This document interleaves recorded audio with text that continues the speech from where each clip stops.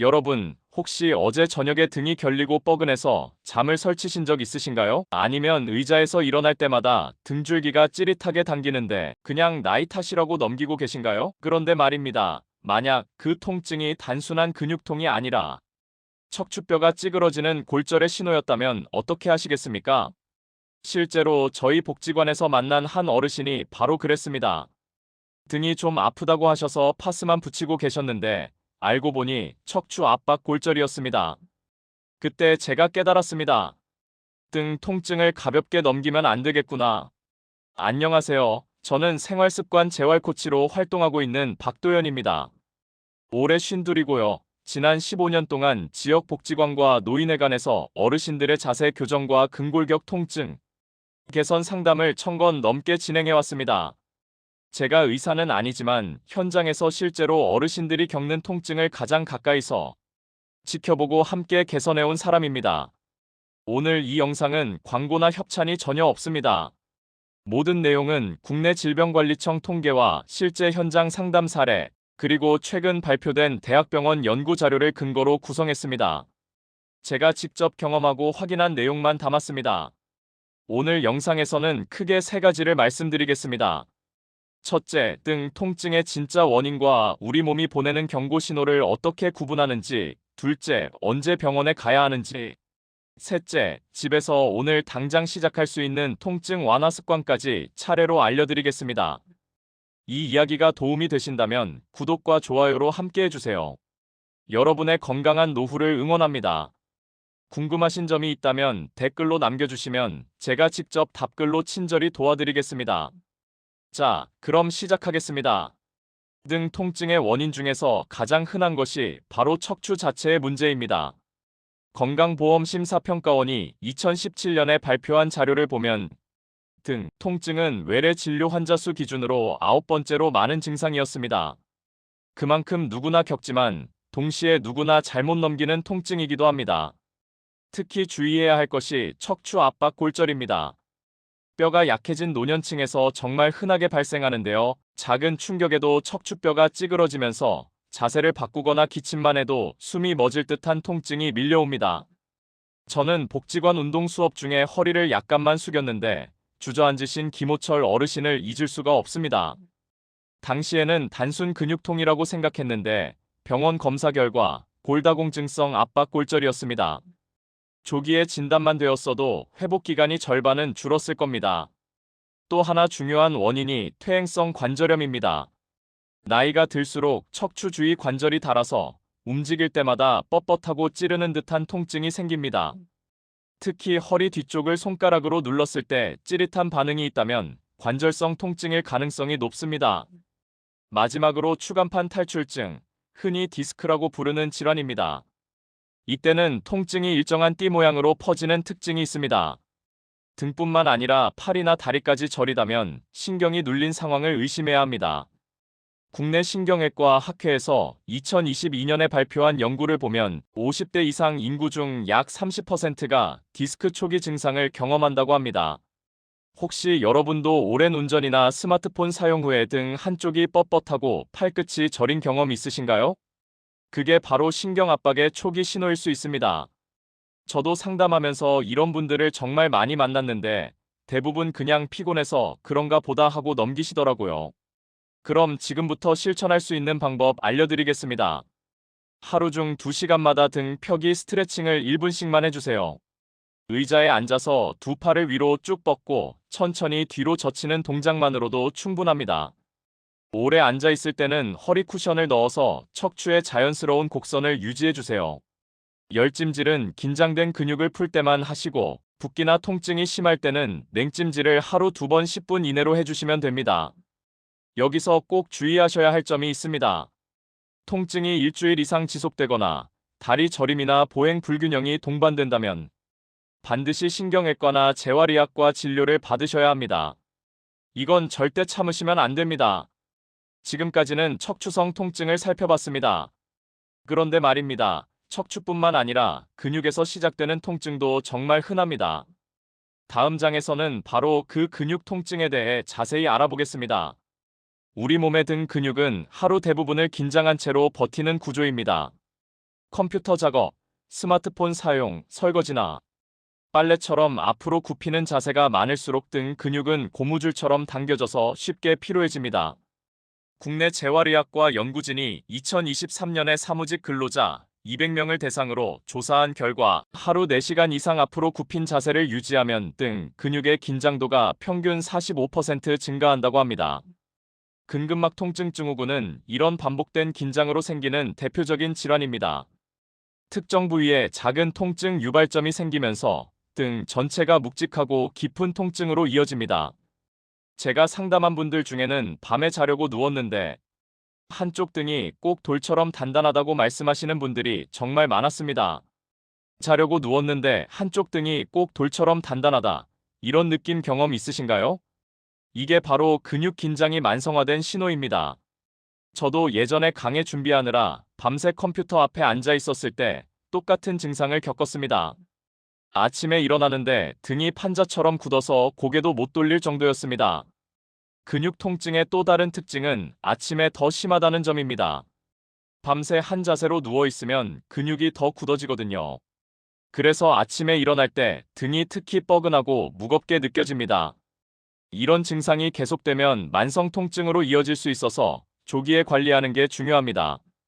그럼 집에서 할 수 있는 실천 방법 알려드리겠습니다. 잠들기 전 5분만 투자해서 폼롤러나 둥근 수건을 등 밑에 두고 천천히 굴려주세요. 없으시면 테니스공 2개를 양말에 넣어서 사용하셔도 됩니다. 심호흡과 함께 날숨마다 어깨를 내려서 긴장을 풀어주시고요. 하루 3번 가벼운 등 뒤 젖히기 동작만으로도 자세 교정에 큰 도움이 됩니다. 벽에 등을 대고 서서 두 팔을 천천히 위로 올렸다 내리는 동작을 10번씩만 반복해보세요. 제가 상담하면서 많이 권해드리는 방법이 하나 더 있습니다. 따뜻한 물에 수건을 적셔서 가볍게 짠 다음 전자레인지에 30초 정도 돌려서 등에 올려두는 겁니다. 이때 너무 뜨거우면 화상 위험이 있으니 반드시 온도를 확인하세요. 10분 정도만 올려두면 근육이 풀리면서 통증이 많이 완화됩니다. 여기서 주의하실 점이 있습니다.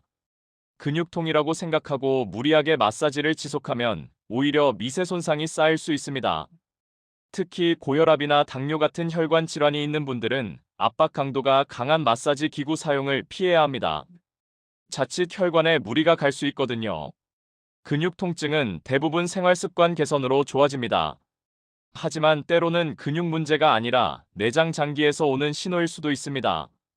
다음 장에서는 바로 그 내장성 통증에 대해 말씀드리겠습니다.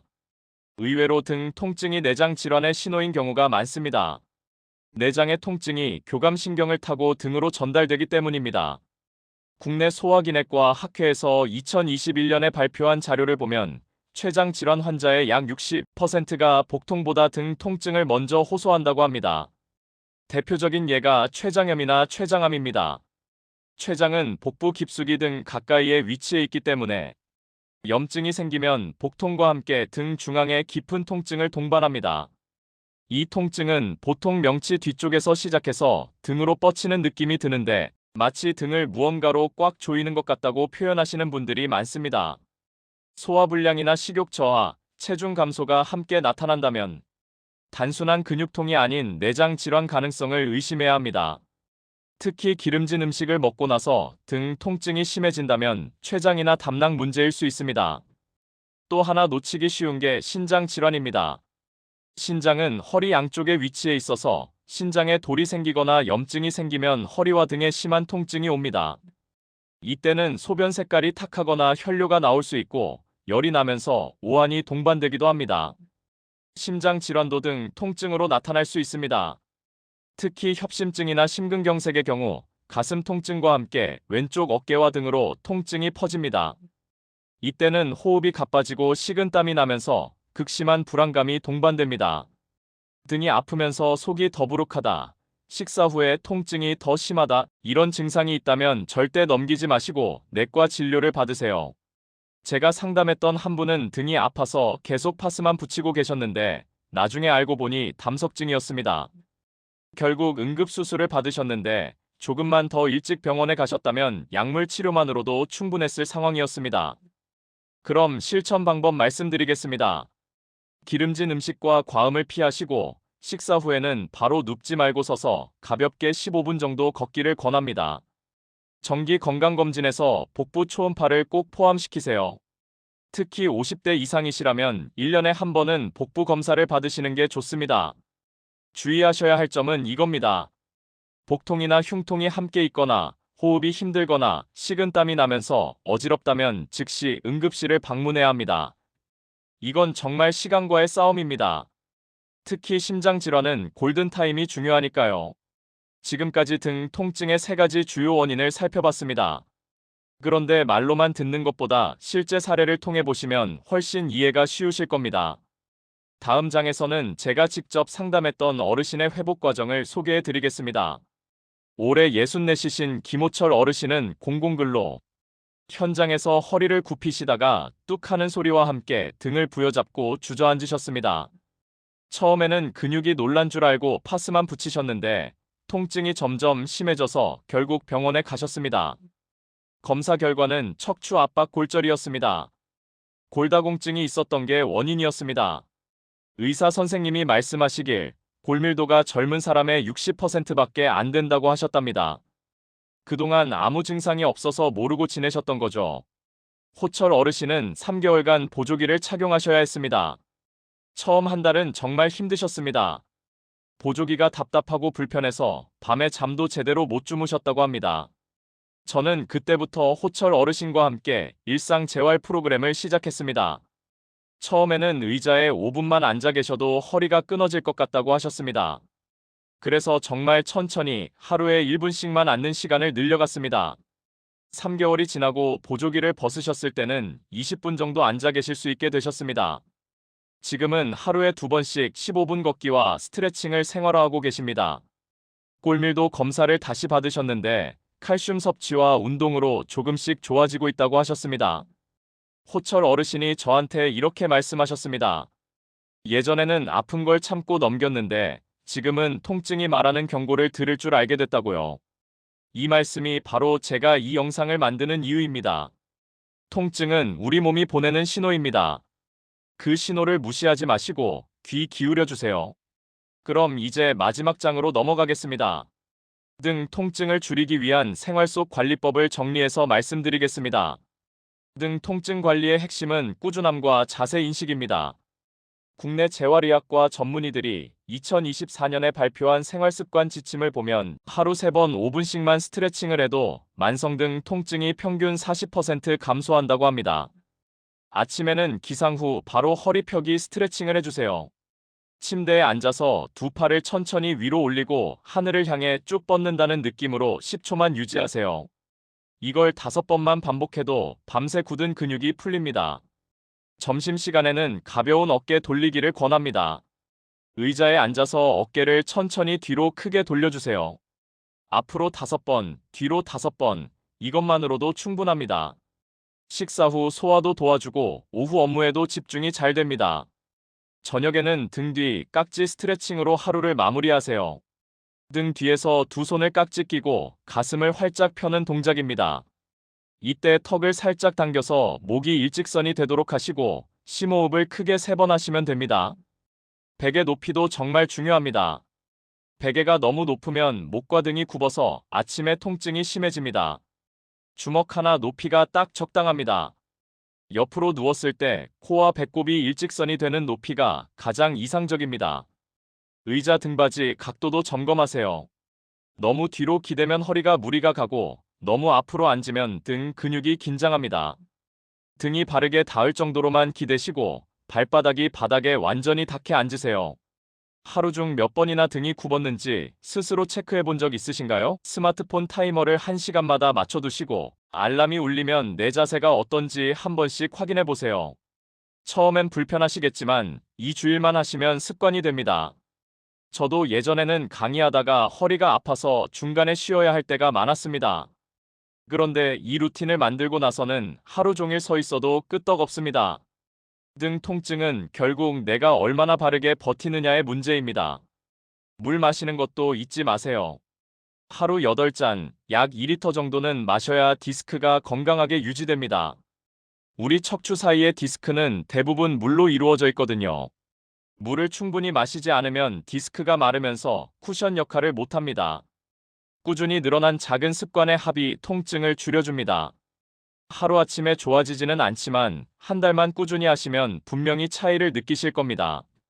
제가 상담한 분들 중에는 3개월 후에 완전히 다른 사람이 되셨다는 분들도 계십니다. 자, 오늘 내용을 세 줄로 정리하겠습니다. 첫째, 등 통증은 단순 근육통이 아니라 뼈나 신경, 내장 이상의 신호일 수 있습니다. 등이 아프면서 팔다리가 저리거나 소화가 안 되거나 숨이 가쁘다면 반드시 병원에 가세요. 둘째, 통증이 일주일 이상 지속되거나 저림이 동반되면 전문가의 진료가 필요합니다. 참으면 참을수록 회복 기간이 길어집니다. 골든타임을 놓치지 마세요.